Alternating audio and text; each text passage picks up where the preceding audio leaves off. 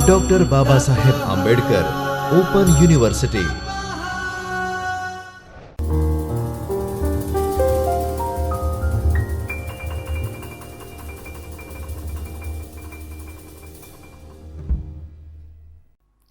નમસ્તે વિદ્યાર્થી મિત્રો, ડૉક્ટર બાબા સાહેબ આંબેડકર ઓપન યુનિવર્સિટીમાંથી હું આસિસ્ટન્ટ પ્રોફેસર માનસી ખટીક આપ સૌનું હાર્દિક સ્વાગત કરું છું। તો વિદ્યાર્થી મિત્રો, આજે આપણે એકાઉન્ટિંગ એન્ડ ફાઇનાન્સના પેપરની વાત કરીશું, જેમાં સબ્જેક્ટ કોડ છે BCACFN 208। એમાં બ્લોક 2 યુનિટ 7 ખાતાકીય વિભાગીય હિસાબો, તેની આપણે વિગતવાર ચર્ચા કરીશું કે ખાતાકીય વિભાગીય હિસાબો શું છે। તો સૌપ્રથમ આપણે તેની રૂપરેખામાં જોઈશું કે પ્રસ્તાવના, અર્થ, ખાતાકીય હિસાબના ફાયદા શું છે, ખાતાકીય હિસાબની મર્યાદાઓ શું છે, ત્યારબાદ ખાતાકીય હિસાબના મુખ્ય ઉદ્દેશો શું છે, વિભાગીય હિસાબ અને શાખા હિસાબ વચ્ચે શું તફાવત છે તે, ત્યારબાદ વિભાગ ખાતાની પદ્ધતિઓ અને વિભાગ ખર્ચની ફાળવણી, અને આપણે ઉદાહરણ દ્વારા સમજીશું કે ખાતાકીય હિસાબ કેવી રીતે રાખવા તેના દ્વારા જોઈશું। હવે સૌપ્રથમ આપણે તેની અર્થની વાત કરીએ તો ખાતાકીય હિસાબ શું છે? તો ખાતાકીય હિસાબ એટલે કે જ્યારે પણ કોઈ વ્યવસાય છે કે કોઈ પણ ઉદ્યોગ છે, તે વ્યવસાયમાં પ્રવૃત્તિઓ અલગ અલગ થતી હોય, કે એક જ વ્યવસાય છે તેમાં અલગ અલગ પ્રવૃત્તિઓ થતી હોય, અને આ પ્રવૃત્તિઓ જે થાય છે તેના અલગ અલગ ખાતાઓ તૈયાર કરવામાં, અને અલગ અલગ જે વિભાગ છે તેના અલગ અલગ ખાતાઓ તૈયાર કરવામાં આવે છે। તો આ જે અલગ અલગ ખાતાઓ તૈયાર કરવામાં આવે છે તેને જ ખાતાકીય હિસાબો કહેવામાં આવે છે। તો આપણે અહીંયા જોઈએ કે નાણાકીય દ્રષ્ટિકોણથી દરેક વિભાગ માટે થતી આવક અને ખર્ચને ધ્યાનમાં લેવું શું છે રસપ્રદ રહેશે, કે જે પણ ખાતાઓ છે, વિભાગો છે, તેની જે પણ ખાતાઓ તૈયાર કરવામાં આવે છે તેમાં આવક અને ખર્ચને ધ્યાનમાં લેવું ખૂબ જ જરૂરી બને છે। ત્યારબાદ જોઈએ તો વિભાગીય હિસાબો એ નામાની શું છે, એક પદ્ધતિ છે। શું છે? એક વિભાગ એટલે કે કોઈ પણ એક વિભાગ છે। દાખલા તરીકે કોઈ પણ આપણે યુનિવર્સિટીની વાત કરીએ તો યુનિવર્સિટીમાં પણ અલગ અલગ વિભાગ હોય છે, કે એકાઉન્ટ વિભાગ હોય છે, પરીક્ષા વિભાગ હોય છે, એસેસમેન્ટ વિભાગ હોય છે। તો આવી રીતે અલગ અલગ વિભાગ હોય છે। તો આ અલગ અલગ વિભાગોના પણ પોતાના એક ખાતાઓ એટલે કે ચોપડો તૈયાર કરવામાં આવે છે। તો આવી જ રીતે કોઈક ઉદ્યોગની વાત કરીએ તો તેની અંદર પણ એક અલગ અલગ વિભાગો હોય છે। તો આ વિભાગોને આધારે અલગ અલગ ચોપડાઓ તૈયાર કરવામાં આવતા હોય છે। તો વિભાગીય હિસાબો એ નામાની શું છે, એક પદ્ધતિ છે જે વ્યવસાયિક ઉદ્યોગ સાહસના દરેક વિભાગ અથવા શાખા માટે હિસાબી પદ્ધતિનો એક અલગ ચોપડો જાળવે છે, જ્યાં સંસ્થાઓના વિવિધ વિભાગો માટે તેમના પરિણામોનું યોગ્ય રીતે મૂલ્યાંકન કરવા અને જાળવવા માટે હિસાબો તૈયાર કરવામાં આવે છે। ત્યારબાદ ખાતાકીય હિસાબી પદ્ધતિનો અલગ ખાતામાં દરેક વિભાગના તમામ ખર્ચ અને આવકની નોંધણી કરવાનો હોય છે। જે હમણાં આપણે જોયું કે જે પણ ખાતાકીય હિસાબો છે તેની અંદર આવક અને ખર્ચની નોંધણી કરવાનું અવશ્ય રહે છે। તે દરેક શાખાની નફાકારકતાને માપવામાં સક્ષમ કરે છે। આ ખાતાકીય હિસાબો શેના માટે આપણે તૈયાર કરતા હોઈએ છીએ કે જે પણ કોઈ પણ એક વિભાગ છે તેની નફાકારકતા, તેની કાર્યક્ષમતા કેટલી છે એ વિભાગની, તો એ જાણવા માટે એ આવી રીતે અલગ અલગ જે વિભાગોના ખાતાઓ તૈયાર કરવામાં આવ્યા છે તો તેની શાખાની નફાકારકતાને માપવામાં શું કરે છે, સક્ષમ રહે છે। ત્યારબાદ જોઈએ તો હિસાબી માહિતી પ્રણાલી વિવિધ પ્રવૃત્તિઓમાં કાર્યરત સંસ્થા માટે યોગ્ય છે, ને વિભાગીય હિસાબો એ વ્યવસાયના ખર્ચ અને કામગીરી પર દેખરેખ રાખવા માટેનું એક અસરકારક સાધન છે, જ્યાં એક જ છત હેઠળ વિવિધ શાખાઓ દ્વારા ઘણી પેદાશો બનાવવામાં આવે છે। એટલે કે કોઈ પણ એક ઉદ્યોગ છે કે કોઈ પણ એક વ્યવસાય છે, ત્યાં અલગ અલગ જે પ્રવૃત્તિઓ થતી હોય છે, કે અલગ અલગ ઉત્પાદન થતું હોય છે। તો આ ઉત્પાદન, અલગ અલગ વસ્તુનું ઉત્પાદન જે થાય છે તેના અલગ અલગ ચોપડાઓ તૈયાર કરવામાં આવતા હોય છે, અલગ અલગ હિસાબો તૈયાર કરવામાં આવતા હોય છે। દાખલા તરીકે જોઈએ આપણે તો કાપડ ઉદ્યોગ છે। હવે કાપડ ઉદ્યોગમાં પણ 6 પ્રકારનું કાપડ ઉત્પાદન થતું હોય છે, ઊન છે, કપાસ છે, જૂટ છે। આવી રીતે અલગ અલગ જે પણ ઉત્પાદન થાય છે તેના અલગ અલગ ખાતાઓ તૈયાર કરવામાં, વિભાગો તૈયાર કરવામાં આવતા હોય છે, અને આ વિભાગોના આધારે આપણે શું કરતા હોઈએ છીએ, હિસાબો તૈયાર કરતા હોઈએ છીએ। કે આ હિસાબો આપણે શાના માટે તૈયાર કરતા હોઈએ છીએ, તો તેની કાર્યક્ષમતા, કે વિભાગની કાર્યક્ષમતા કેટલી છે, કર્મચારીઓ તેમાં કેવી રીતે કામ કરે છે, એ બધી માહિતી આપણે આ ખાતાકીય હિસાબોના આધારે જાણવા માંગીએ છીએ। હવે આપણે સૌપ્રથમ જોઈએ તો ખાતાકીય હિસાબના ફાયદાઓ. તો ખાતાકીય હિસાબના ફાયદાઓ જે છે એમાં શેનો સમાવેશ થાય છે? તો ખાતાકીય સરખામણીની સુવિધા આપે છે. તો ખાતાકીય સરખામણીની સુવિધા આપે છે એનો મતલબ શું? તો જ્યારે કોઈ પણ અંદર એક વ્યવસાય ચાલતું હોય એની અંદર અલગ અલગ જે પ્રવૃત્તિઓ થતી હોય છે તેમાં જોવામાં આવે છે કે આ એકમ અને બીજો એક એકમ છે તે બંને વચ્ચે કેટલો ડિફરન્સ છે અને કેટલો તફાવત ઊભો થાય છે. તો બંનેની શું સરખામણી કરવામાં આવે છે કે કોની કાર્યક્ષમતા વધારે છે, કયા એકમની કાર્યક્ષમતા ઓછી છે, તેના દ્વારા ખાતાકીય સરખામણીની સુવિધા ઉપલબ્ધ હોય છે. ત્યારબાદ છે નીતિઓની રચના. તો નીતિઓની રચના એટલે શું? તો જ્યારે પણ ખાતાકીય હિસાબો તૈયાર કરવામાં આવે તો એનો એ જ પર્પસ હોય છે કે કાર્યક્ષમતા કેટલી છે, અને આ નીતિઓની રચના કરવા માટેનો એક મેઇન ઉદ્દેશ્ય એ છે કે તેની નફાકારકતા શું છે, અને નફાકારકતાને માપવા માટે આપણે ખાતાકીય હિસાબો તૈયાર કરતા હોઈએ છીએ. ત્યારબાદ વિસ્તરણ અને શટડાઉન એટલે કે અને બંધ કરવા નિર્ણયોમાં સહાય.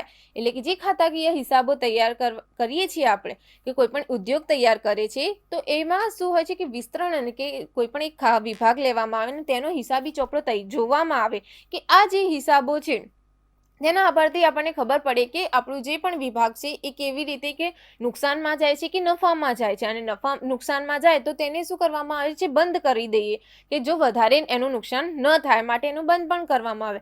હવે જો કોઈ વિભાગ છે એ નફો કરી રહ્યો તો એને વધારવામાં પણ આવે. તો આવી રીતે ખાતાકીય હિસાબ છે એ આપણને ફાયદો આપે છે. ત્યારબાદ જોઈએ તો એકમોની સફળતા અને નિષ્ફળતા જાણવા માટે. હવે કોઈ પણ બધા એકમો અલગ અલગ હોય તો આ એકમોની કેટલો નફો થયો છે, કેટલું નુકસાન થયું છે તેને પણ જાણવા માટે ખાતાકીય હિસાબ મદદરૂપ રહે છે. ત્યારબાદ ઓડિટર અને રોકાણકારોની મદદ કરે છે. હવે ઓડિટર અને રોકાણકારોની કેવી રીતે ખાતાકીય હિસાબો મદદ કરી શકે? તો જ્યારે પણ આ હિસાબો તૈયાર કરવામાં આવ્યા હોય અને આખા જે કંપનીનું કે કોઈ પણ ઉદ્યોગનું જે ઓડિટ થવાનું હોય છે ત્યારે ઓડિટરને આ બધા હિસાબો આપવામાં આવે છે, અને આ ઓડિટરો આ હિસાબો પરથી એને સરળતાથી બધા હિસાબોની ચકાસણી થાય છે. તો ઓડિટરને પણ એમાં શું થાય છે? મદદ રહે છે, અને રોકાણકારોને પણ મદદ થાય છે કે આમાં રોકાણ કરવું કે ન કરવું, એ બધામાં એને મદદરૂપ રહી શકે છે. ત્યારબાદ કમિશન નક્કી કરવા. હવે જે પણ વ્યવસાયના સંચાલકો છે તેમને કર્મચારીઓ માટે કમિશન કેટલું આપવું, કેવી રીતે આપવું, તેમની કાર્યક્ષમતા કર્મચારીઓની કેટલી છે તેના આધાર પરથી કમિશન નક્કી કરવામાં આવે છે. તો આ હિસાબો તૈયાર કરવામાં આવેલા હોય છે તો એમાં કમિશન નક્કી કરવામાં સરળતા રહે છે. ત્યારબાદ જોઈએ તો સ્પર્ધાત્મક ભાવનાને પ્રોત્સાહન આપવા. તો સ્પર્ધાત્મક ભાવનાને પ્રોત્સાહન આપવા એટલે શું? કે જ્યારે પણ કોઈ વ્યવસાય છે, ઉદ્યોગ છે, તો તેને આપણે નફાકારકતા જોઈએ છે. નફાકારકતા સારી છે તો એને વધારવા માટે આપણે પ્રયાસો કરતા હોઈએ છીએ. તો આ જે હરીફો છે, જે આપણા કોમ્પિટિટર છે કંપની જે તે વ્યવસાયના, તો એને સ્પર્ધાત્મક ભાવનાને શું કરવામાં આવે છે? પ્રોત્સાહન આપવામાં આવે છે. અને નફાકારકતામાં પણ તેવી આપણે જોયું કે વધારો કરવા ખાતાકીય હિસાબો મદદરૂપ રહે છે. તો આ થયા ખાતાકીય હિસાબના ફાયદાઓ. હવે જોઈએ કે ખાતાકીય હિસાબની મર્યાદાઓ શું છે. તો હવે કોઈ ફાયદા હોય તો એની મર્યાદા તો રહેલી જ હોય. તો અહીંયા ખાતાકીય હિસાબોની અમુક મર્યાદાઓ છે, જે કે મેનેજરો કે જેમની પાસે વ્યવસાયિક કુશળતાનો અભાવ હોય છે. હવે જે ખાતાકીય હિસાબો આપણે તૈયાર કરીએ છીએ એટલે કોઈ પણ વ્યવસાય છે તેની અંદર જે સંચાલકો છે તેમની પાસે શું હોય છે કે આ જે ખાતાકીય હિસાબો તૈયાર કરવાની કૌશળતા હોતી નથી. તો આ માટે તેનું શું થાય છે? સંચાલન બરોબર થતું નથી. ત્યારબાદ જોઈએ તો ખાતાકીય સંસ્થા લાંબા ગાળાના નાણાકીય નિર્ણયો લઈ શકતી નથી, કારણ કે તે અંદાજપત્રીય ફાળવણી પર આધારિત છે. અમુક જે ખાતાકીય જે સંસ્થા છે તે શું કરે? જે એને અંદાજપત્રીય પત્ર પર શું કરે છે? પોતાના હિસાબો રાખે છે. તો આ હિસાબોને આધારે એને લાંબા ગાળાના જે નાણાકીય નિર્ણયો એ લઈ શકતી નથી, કારણ કે તે અંદાજપત્ર ઉપર આધારિત હોય છે. ત્યારબાદ જોઈએ તો વિભાગો જે ભૌગોલિક રીતે એકબીજાથી અલગ નથી. આમ વિવિધ વિભાગો વચ્ચે સામાન્ય ખર્ચની ફાળવણીની સમસ્યા ઊભી થાય છે. વિભાગો જે શું છે એક સ્થળેથી બીજે સ્થળે નથી, તે એક વ્યવસાયની અંદર જ છે. તો આ વ્યવસાયની અંદર જ રહેવાથી તે ભૌગોલિક એકબીજાથી અલગ નથી, ને આ વિભાગો વચ્ચે સામાન્ય ખર્ચની ફાળવણીની સમસ્યા ઊભી થાય છે કે એ બંને વચ્ચેનો સામાન્ય ખર્ચ કેટલો છે તે જાળવી શકાતો નથી, અને તે અઘરું કામ બને છે. ત્યારબાદ જોઈએ તો તેમની મુખ્ય કચેરી સાથે વિભાગીય વેપાર એક જ છત હેઠળ હાથ ધરવામાં આવે છે. એટલે કે એ મુખ્ય કચેરીની સાથે જ વિભાગીય વેપાર એક જ છત હેઠળ હાથ ધરવામાં આવે છે, અને તેમને દરેક વિભાગ પ્રવૃત્તિની અલગ લાઇનનો વ્યવહાર કરે છે. હવે આપણે જોઈએ વિભાગીય હિસાબના મુખ્ય ઉદ્દેશો. તો વિભાગીય હિસાબના જે મુખ્ય ઉદ્દેશો કયા કયા છે, શેના માટે આપણે જે પણ હિસાબો છે તૈયાર કરીએ છીએ, તો સૌપ્રથમ આપણે જોઈએ તો શાખાઓના વ્યક્તિગત પ્રદર્શનના મૂલ્યાંકનના પરિણામોની તુલના કરવામાં સરળતા આપે છે. જે પણ શાખાઓ છે, અલગ અલગ જે પણ શાખાઓ છે, તેની વ્યક્તિગત પ્રદર્શન કેટલી છે, વ્યક્તિગત એટલે કે કર્મચારીઓનું પ્રદર્શન કેટલું છે, એક વિભાગમાં બીજા વિભાગમાં કર્મચારીઓનું પ્રદર્શન કેટલું છે, તો આ બંનેની પરિણામોની તુલના કરવા માટે વિભાગીય હિસાબો મદદરૂપ રહે છે. એટલે કે તેનો એક મુખ્ય ઉદ્દેશ છે સંગઠનમાં દરેક વિભાગની આર્થિક સ્થિતિ શોધવા માટે. તો સંગઠન જે છે, એક વ્યવસાય છે, તેની વિભાગની આર્થિક સ્થિતિ એટલે કે તેની નાણાકીય જરૂરિયાતો કેટલી છે તે શોધવા માટે વિભાગીય હિસાબો તૈયાર કરવામાં આવે છે.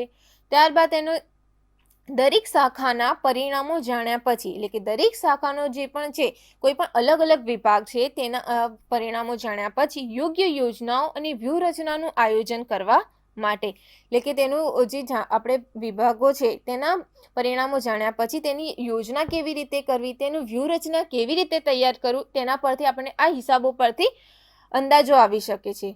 ત્યારબાદ જોઈએ તો કામગીરીનું પરિણામ જાણ્યા પછી દરેક વિભાગના મેનેજરોને મહેનતાણું અને કમિશન નાખવા માટે, જે આપણે અગાઉ જોઈ ગયા કે કોઈ પણ કર્મચારી છે તેનું કેટલું કાર્યક્ષમતા કેટલી છે તેના આધારે શું છે કમિશન નક્કી કરવામાં આવે છે.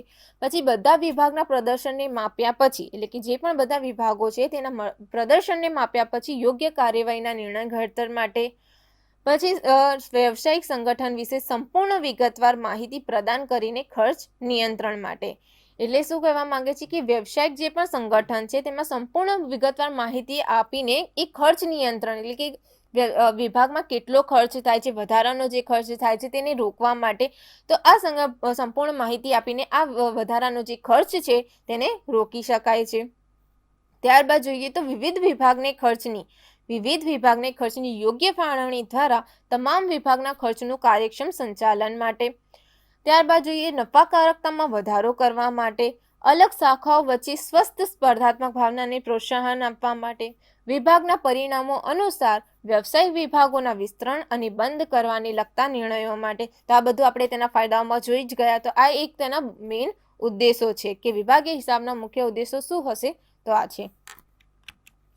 હવે વાત કરીએ આપણે તો વિભાગીય હિસાબ અને શાખા હિસાબ વચ્ચે શું તફાવત છે. તો વિભાગીય હિસાબ અને શાખા હિસાબ વચ્ચે શું તફાવત છે, તો આપણે જોઈએ અહીંયા કે વિભાગીય હિસાબ, તો વિભાગો મુખ્ય સંસ્થાની સમાન છત હેઠળ સ્થિત હોય છે. હવે અહીંયા શું કહેવા માંગે છે કે વિભાગો મુખ્ય સંસ્થાની સમાન છત હેઠળ સ્થિત હોય છે. એનો મતલબ છે કે કોઈ પણ એક વ્યવસાય છે, ઉદ્યોગ છે, તે એક જ જે વ્યવસાય છે એની અંદર જ અલગ અલગ વિભાગ હોય છે.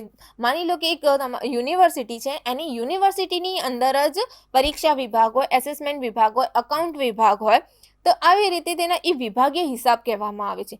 હવે શાખા હિસાબ, તો શાખા હિસાબ શું છે, તો શાખાઓ મુખ્ય સંસ્થાથી જુદા જુદા સ્થળે અલગથી સ્થિત હોય છે. એટલે કે અહીંયા શું કહેવામાં આવે છે કે શાખાઓ મુખ્ય સંસ્થાથી, કે માની લો અહીંયા એક આ યુનિવર્સિટી છે અને તેની અલગ અલગ કોલેજો છે, સ્ટડી સેન્ટર છે, તો આ સ્ટડી સેન્ટર અલગ અલગ જગ્યાએ સ્થાપેલા હશે તો એ તેની શું થઈ, શાખાઓ થઈ. તો આવી રીતે શાખાઓ મુખ્ય સંસ્થાથી જુદા જુદા સ્થળે અલગથી સ્થિત હોય છે, એટલે કે તેના સ્ટડી સેન્ટર અલગ અલગ છે, તો આ અલગ અલગ સ્થળેથી છે. તો આવી રીતે તેને શું કહેવામાં આવશે, શાખા હિસાબ કહેવામાં આવશે. બધા ખાતા એક જ સ્થળે જાળવવામાં આવે છે. વિભાગીય હિસાબમાં શું છે કે બધા જે પણ ખાતા છે એક જ સ્થળે જાળવવામાં જ, કારણ કે તેની અંદર એક જ છતની નીચે એમાં અલગ અલગ વિભાગો આવેલા છે, માટે તેની અંદર શું છે એક જ સ્થળે એના ખાતાઓ પણ તૈયાર કરવામાં આવે છે. ત્યારબાદ એ મુજબ ખાતાકીય વેપાર અને નફા નુકસાન અને ખોટ ખાતું તૈયાર કરવામાં આવે છે. તેની અંદર વિભાગીય હિસાબમાં નફા નુકસાન ખાતું અને વેપાર ખાતું તૈયાર કરવામાં આવે છે.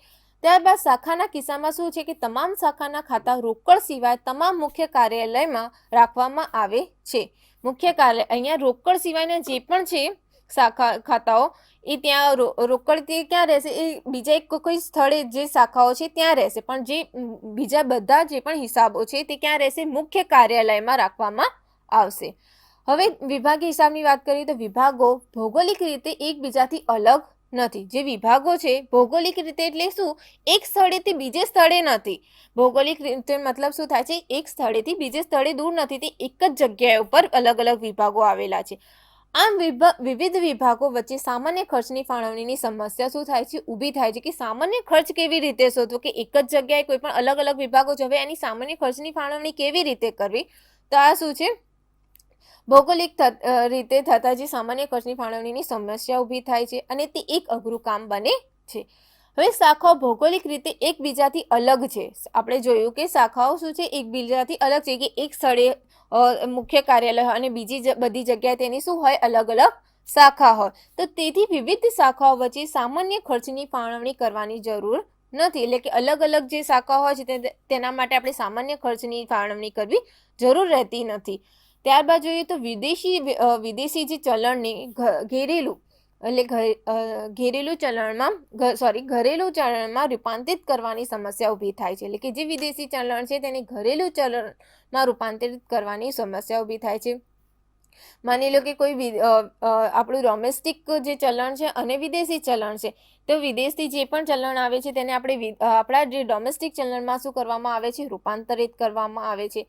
ત્યારબાદ જોઈએ તો શાખા હિસાબમાં જો શાળા અને દેશમાં સ્થિત હોય તો શાળાના વ્યવહારોનું મુખ્ય કચેરી જે દેશમાં સ્થિત હોય તે દેશના ચલણમાં તેની રૂપાંતર સમસ્યા મુખ્ય કચેરીના ખાતાઓમાં અંતિમકરણ સમયે કરવામાં આવે છે. એટલે કે વિદેશી જે ચલણનું રૂપાંતરિત વિભાગમાં નથી કરવામાં આવતું, કારણ કે એ એક જ સ્થળે છે. પરંતુ શાખામાં શું છે કે એનું મુખ્ય કાર્યાલય અહીંયા હોય પરંતુ અલગ અલગ તેની શાખા હોય. હવે તેની શાખા સમજી લો કે વિદેશમાં હોય, તો આ વિદેશના જે પણ નાણાંઓ છે તે આપણે ડોમેસ્ટિકમાં રૂપાંતર કરવામાં આવે તો એ શું છે, એક સમસ્યા ઊભી થાય છે તેના માટે. ત્યારબાદ છે કે ખાતાના હવાલા અને તેની પતાવટનો પ્રશ્ન. એટલે કે વિભાગીય જે હિસાબ છે તેમાં ખાતાના હવાલા અને તેની પતાવટનો પ્રશ્ન ખાતાકીય ખાતામાં ઉદ્ભવતા નથી.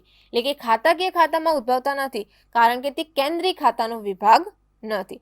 હવે અહીંયા શું કહેવા માંગે છે કે સ્વતંત્ર શાખાના કિસ્સામાં વર્ષના અંતે જે પણ કેટલાક હવાલા અને જે પણ પતાવટો છે કરવી જરૂરી છે, કારણ કે પરિણામો શોધવા માટે તે ખૂબ જ આવશ્યક રહે છે. ત્યારબાદ જોઈએ તો વિભાગીય હિસાબ. એટલે કે જે તેની અંદર મુખ્ય કચેરી સાથે વિભાગીય વેપાર એક જ છત હેઠળ હાથ ધરવામાં આવે છે. એટલે કે એક જ તેમાં છતાં દરેક વિભાગ પ્રવૃત્તિ અલગ અલગ કરે છે, એ આપણને ખબર જોયું આપણે. ત્યારબાદ સામાન્ય રીતે મુખ્ય કચેરી જે પ્રવૃત્તિ કરે છે તે જ પ્રવૃત્તિ શાળાઓના દેશના જુદા જુદા વિભાગોમાં કરતી હોય છે. એટલે કે જે પ્રવૃત્તિ અહીંયા શાખામાં કેવું હોય છે કે જે મુખ્ય કાર્યાલયમાં થતી હોય છે પ્રવૃત્તિ એ જ બીજા શાખાઓમાં પણ થતી હોય છે, તો તેને શાખા હિસાબો કહેવામાં આવે છે. ત્યારબાદ વિભાગીય, તો તેઓ ખાતાકીય વેપાર અને નફા અને નુકસાન ખાતું છે. તે ખાતાકીય વેપાર અને નફા નુકસાન ખાતું, સામાન્ય નફા અને નુકસાન એકાઉન્ટ તૈયાર કરવામાં આવે છે. ત્યારબાદ શાખામાં શાખા સ્ટોક ખાતું, શાખાના દેવાદારોનું ખાતું, શાખા ખર્ચનો હિસાબ તૈયાર કરવામાં આવતું હોય છે. હવે વાત કરીએ તો આ સરખામણીમાં ઓછા ખર્ચા છે. એટલે કે સરખામણીમાં કેવા છે કે એક જ સ્થળે વ્યવસાય છે અને એની અંદર અલગ અલગ પ્રવૃત્તિઓ થતી હોય તો એમાં શું થાય છે કે ખર્ચો ઓછો થતો હોય છે, કારણ કે હિસાબ નિશોની એક નાની ટીમ જ જોવા મળે છે અને નિમણૂક પણ કરી શકાય છે. હવે શાખામાં કેવું હોય છે કે શાખામાં અલગ અલગ સ્થળે હોવાથી તેની ધ્યાનમાં રાખવા માટે અલગ અલગ ટીમોનો પણ રચવામાં આવે છે, અને આ રચવાને કારણે તેમાં ખર્ચો પણ વધારે થાય છે. શાખાના જાળવવા માટે ખર્ચાળ, કારણ કે જેમાં શાખા માટે હિસાબો જાળવવા માટે હિસાબ નિશોની મોટી ટીમ સામેલ કરવામાં આવે છે. તો આ થયો વિભાગીય હિસાબ અને શાખા હિસાબ વચ્ચેનો તફાવત, કે વિભાગીય હિસાબમાં શું તફાવત છે અને શાખા હિસાબમાં શું તફાવત છે. ત્યારબાદ જોઈએ તો વિભાગ ખાતાની પદ્ધતિઓ. તો વિભાગ ખાતાની પદ્ધતિઓ કેટલી છે? તો 2 પદ્ધતિઓ છે, એકમ પદ્ધતિ અને સ્તંભ પદ્ધતિ. તો સૌપ્રથમ આપણે એકમ પદ્ધતિની વાત કરીએ તો આ પદ્ધતિ હેઠળ દરેક વિભાગને અલગ મથકોની જેમ ગણવામાં આવે છે. દરેક વ્યક્તિગત વિભાગના ખાતાઓ સ્વતંત્ર રીતે જાણવામાં આવે છે. એટલે વ્યક્તિગત વિભાગના ખાતાઓ, એટલે કે વ્યક્તિને આધારે ખાતાઓ સ્વતંત્ર રીતે જાળવવામાં આવે છે અને સંસ્થાના એકંદર પરિણામને શોધવા માટે, એટલે કે જે પણ સંસ્થા છે કે કોઈ પણ વ્યવસાય છે તેના પરિણામને શોધવા માટે તમામ વિભાગોના વિભાગીય પરિણામોને એકત્રિત કરવામાં આવે છે અને ધ્યાનમાં લેવામાં આવે છે. આ પદ્ધતિને સ્વતંત્ર પદ્ધતિ અથવા એકમ પદ્ધતિ તરીકે પણ ઓળખવામાં આવે છે. ત્યારબાદ વાત કરીએ તો સ્તંભની પદ્ધતિ. તો સ્તંભ પદ્ધતિ એટલે શું? તો સંસ્થાના તમામ જે પણ વિભાગો માટે હિસાબી ચોપડાઓ વ્યવસ્થા કરવામાં આવે છે અને ખાતાવાર જે પણ વેપાર ચોપડા દરેક વ્યક્તિગત વિભાગ માટે સ્તંભ સ્વરૂપે સાથે સાથે કુલ માટે એક અલગ કોલમ ખાનું તૈયાર કરવામાં આવે છે, જેથી વિવિધ વિભાગોના વ્યક્તિગત પરિણામની પણ ખાતરી મળી શકે. અને પરંતુ જે સરવૈયું છે સંયુક્ત સ્વરૂપમાં તૈયાર કરવામાં આવતું હોય છે. જો રોકડ ખરીદી અને રોકડ વેચાણનો જથ્થો છે તો રોકડ મેળમાં રોકડ ખરીદી અને વિવિધ વિભાગોના રોકડ વેચાણ માટે પણ અલગ ખાનાઓ રાખવામાં આવે છે. તો વિભાગ મુજબના જે કુલ નફા અથવા નુકસાન જાળવવા કોલમ ખાતું સ્વરૂપે એક વેપાર ખાતું તૈયાર કરવામાં આવે છે. તો આપણે એક ઉદાહરણ દ્વારા જોઈએ કે વિભાગીય હિસાબોના ખાતા કેવી રીતે તૈયાર કરવામાં આવે છે. તો સૌપ્રથમ એક ઉદાહરણ જોઈએ. રાજ લિમિટેડનું તારીખ 31/12/2020ના રોજ પૂરા થયેલા વર્ષ માટે ખાતાકીય વેપાર અને નફો અને નુકસાન ખાતું તૈયાર કરો, જ્યાં વિભાગ એ સામાન્ય મૂળ ભાવે વિભાગ બી ને માલ વેચે છે. શું કહેવા માંગે છે અહીંયા કે રાજ લિમિટેડનું તારીખ 31/12/2020ના રોજ પૂરા થયેલા વર્ષ માટે ખાતાકીય વેપાર અને નફો નુકસાન ખાતું તૈયાર કરવાનું છે, જેમાં વિભાગ એ અને વિભાગ બીના જે મૂળ ભાવે વિભાગ બીને શું કરવામાં આવ્યું છે? માલ વેચાણ કરવામાં આવ્યું છે. હવે તેની વિગતમાં છે શરૂનો સ્ટોક, ખરીદી, માલની આંતર ટ્રાન્સફર, વેતન, વીજળી ખર્ચ, આકર સ્ટોક, વેચાણ અને ઓફિસ ખર્ચો. તો આ બધા અલગ અલગ વિભાગ એ અને વિભાગ બી ની વાત કરવામાં આવી છે અહીંયા. પછી બંને વિભાગના ભેગા ખર્ચા. બંને વિભાગના ભેગા ખર્ચા તો પગાર એ શું છે? બંને વિભાગના ભેગા ખર્ચા આપેલા છે અહીંયા 4,72,000. તો તમારે એ કેવી રીતે વેચવાના છે? તમારે 2:1 પ્રમાણમાં તમારે વેચવાના રહેશે. વિભાગ એના 2 જેમાં અને વિભાગ 1ને 1 જેમાં. ત્યારબાદ છાપકામ અને સ્ટેશનરી ખર્ચને 1,57,500. તો આને 3:1 પ્રમાણમાં વેચવામાં આવશે. જાહેરાત ખર્ચ છે તો એ વેચાણ ગુણોત્તરને આધારે વેચાણ કેટલું છે? 40,25,000 અને 26,25,000 છે, તો એને આધારે જાહેરાત ખર્ચ વેચવાનો રહેશે. ત્યારબાદ છે ઘસારો. ઘસારો કેટલો છે? તો 21,000. તો એ ઘસારાને 21,000ને 1:3ના પ્રમાણમાં વેચવાનું રહેશે. તો આ થયું તેનો સવાલ. હવે આપણે એક ખાતું એમાં તૈયાર કરવાનું છે, ખાતાકીય વેપાર અને નફા નુકસાન ખાતું. તેની અંદર વિગત વિભાગ એ, વિભાગ બી, ફરીથી વિગત વિભાગ એ, વિભાગ બી. હવે સૌપ્રથમ શું આવશે? વેપારી ખાતું હોય એની અંદર સૌપ્રથમ પહેલા શું આવે? શરૂનો સ્ટોક. તો શરૂનો સ્ટોક કેટલો હતો અહીંયા? 1,75,000. કેટલો હતો અહીંયા? 1,75,000. તો કેટલા બતાવ્યા અહીંયા? 1,75,000 વિભાગ એ નો. ત્યારબાદ ખરીદી કેટલી છે વિભાગ એ ની? 40,25,000 અને વિભાગ બી ની કેટલી છે અહીંયા? 3,50,000. તો અહીંયા કેટલી બતાવવામાં આવી? 3,50,000. ત્યારબાદ એ તરફથી માલની આંતર ટ્રાન્સફર. અહીંયા શું લખ્યું છે? માલની આંતર ટ્રાન્સફર કોના તરફથી થઈ છે? એ તરફથી થઈ છે. કેટલી થઈ છે? બી ને 12,25,000ની આંતર ટ્રાન્સફર થઈ છે. કેટલી? માલની આંતર ટ્રાન્સફર કરવા માટેની. તો અહીંયા આપણે કોના વિભાગમાં લખીશું? બીના વિભાગમાં લખીશું કે 12,25,000 એ તરફથી માલની આંતર ટ્રાન્સફર. ત્યારબાદ વેતન. તો વેતન કેટલું આપવામાં આવ્યું છે? 1,75,000 ને 2,80,000. તો 1,75,000 અને 2,80,000. હવે અહીંયા વેચાણની હવે જમા બાજુ જોઈએ તો વેચાણ આવશે જમા બાજુ. તો વેચાણ આપણને કેટલું આપેલું છે?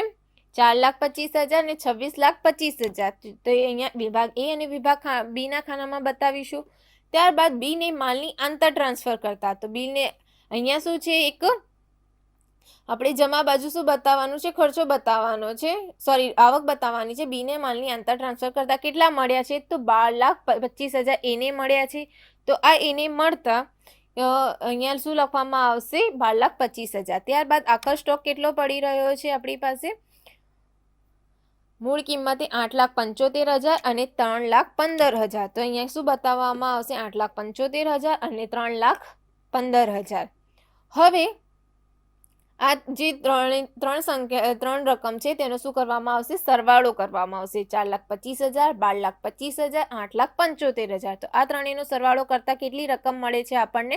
61,25,000. આ 61,25,000 પછી બાજુમાં બી વિભાગ બી ની પણ એવી રીતે સરવાળો કરવામાં આવે કે 25,000 પ્લસ 3,15,000 તો કેટલા થશે? 29,40,000. તો આવી રીતે 29,40,000 આવ્યા. હવે આ જે બધા જે 61,25,000 આવ્યા છે તેમાંથી 1,75,000, 40,25,000 અને 1,75,000 બાદ કરતા કેટલો કાચો નફો આવશે આપણને? 17,50,000. તો આ શું થયો? કાચો નફો. તેવી જ રીતે વિભાગ બી ની વાત કરીએ તો જે 29,40,000 તેનો સરવાળો આવતા જે પણ ખર્ચાઓ છે તે બાદ કરતા શું આવશે આપણો કાચો નફો? કેટલો આવશે કાચો નફો? 10,85,000. તો તેનો બંનેનો સરવાળો થાય છે 61,25,000 અને 29,40,000. આ થયું વેપાર ખાતું. હવે તેની જ નીચે નફા નુકસાન ખાતું પણ સાથે તૈયાર કરવામાં આવ્યું છે. તો નફા નુકસાન ખાતાની ઉધાર બાજુ જોઈએ તો ખર્ચાઓ અને જમા બાજુ જોઈએ તો શું આવે છે? આવક આવે છે. તો સૌ પ્રથમ તેને ઉધાર બાજુ કયા ખર્ચા જોવા મળશે? તો વીજળી ખર્ચ તો કેટલા છે? 17,500, 2,45,000. ઓફિસ ખર્ચ 35,000, 28,000. પગાર 2:1 પ્રમાણમાં વેચવાના હતા. કેટલા? 4,72,000. તો 4,72,000 2:1 પ્રમાણમાં વેચ્યા તો કેટલા આવે છે? અહીંયા 3,15,000 ને 1,57,000. ત્યારબાદ છાપકામ અને સ્ટેશનરી ખર્ચ તો 3:1 પ્રમાણમાં કેટલા આપેલા છે? અહીંયા 1,57,500. તો 1,57,500 ને 3:1 પ્રમાણમાં વહેંચતા તો વિભાગ એ માં કેટલા આવશે? 1,18,125 અને વિભાગ બી ને 39,375. તો આ સ્ટેશનરી અને છાપકામનું થયું. ત્યારબાદ જાહેરાત ખર્ચ. તો જાહેરાત ખર્ચ આપણને અહીંયા શું કહેવામાં આવ્યું છે કે વેચાણ ગુણોત્તરને આધારે તમારે શું લેવાનું છે? જાહેરાત ખર્ચ લેવાનું છે. વેચાણ ગુણોત્તર કેટલું? 40-25 અને 26-25. તો અહીંયા 40-25 અને 26-25 ને આધારે કેટલા થશે? વિભાગ એ માં 8,47,368 ને વિભાગ બી માં કેટલા થશે? 5,52,632. તો આ શું થયું? જાહેરાત ખર્ચ. હવે ઘસારો. તો ઘસારો કેટલો આપેલો છે? 21,000. જે તમારે કેટલા પ્રમાણમાં વેચવાનું છે? 1:3 પ્રમાણમાં વેચવાનું છે. તો 1:3 પ્રમાણમાં વેચતા તો 5,250 અને 15,750. તો આ થયું ઘસારો. હવે આ કાચો નફો જે વેપાર ખાતેથી આપણે ક્યાં લઈ જવાનું છે? નફા નુકસાન ખાતે. તો કાચો નફો વેપાર ખાતાથી નફા નુકસાન ખાતે લઈ જતા ક્યાં કઈ બાજુ આવશે? જમા બાજુ આવશે. તો જમા બાજુ તેનો કાચો નફો 17,50,000 અને 10,85,000 તેનું નોંધ કરીશું. બીજી તો કોઈ આપણને આવક આપી નથી તો આપણે શું કરી દઈશું? ખાતું બંધ કરી દઈશું. તો ખાતું બંધ કરતા 17,50,000 અને 10,85,000. હવે આ જે કાચો નફોમાંથી આપણે બીજા બધા ખર્ચાઓ છે તે બાદ કરીને કેટલો નફો? ચોખ્ખો નફો મળશે આપણને 4,11,757 અને 46,743. એ આપણો શું થઈ જશે? આપણો ચોખ્ખો નફો. તો આવી રીતે તમારે ખાતાકીય હિસાબો તૈયાર કરવાના રહેશે. એટલે કે ખાતાકીય વેપાર ખાતું અને નફા નુકસાન ખાતું તૈયાર કરવાનું રહેશે. તો વિદ્યાર્થી મિત્રો, આજે આપણે અહીંયા ખાતાકીય હિસાબો કેવી રીતે તૈયાર કરવા અને તેના ફાયદાઓ, ઉદ્દેશો અને તેની મર્યાદાઓ શું છે તે અહીંયા જોયું આપણે. તો હવે આપણે નેક્સ્ટ લેક્ચરમાં બીજા કોઈ ટોપિક સાથે મળીશું. Thank you. स्वाध्यायः